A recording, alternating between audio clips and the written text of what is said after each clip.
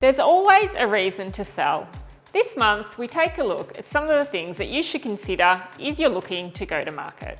The first thing to consider is that price growth is set to continue.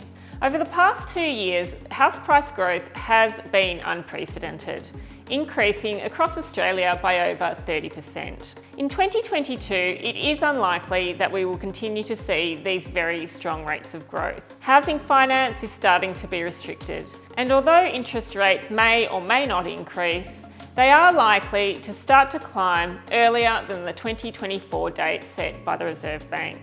Despite house price growth slowing, it is unlikely that we will see a fall. APRA is moving very carefully with restrictions to finance, and our economy is growing quickly. Unemployment is set to push below 4%.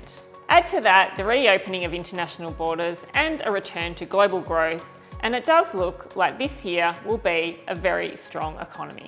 The second thing to consider is that demand for property does remain strong. Although demand is very difficult to measure, one way we look at it is to see the number of people actively bidding at auction. At the end of 2021, we did see the highest level ever recorded, and this reflects that buyer activity remains very strong. One thing that will moderate the market, however, is the number of properties coming to market. With everywhere now out of lockdown, we are seeing an increase in properties available.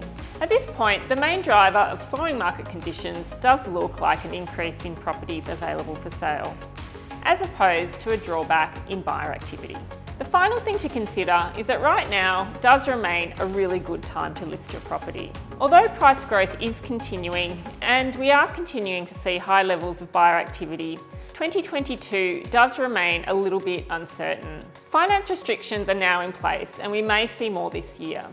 Interest rates may or may not increase, and we will have an election early in 2022.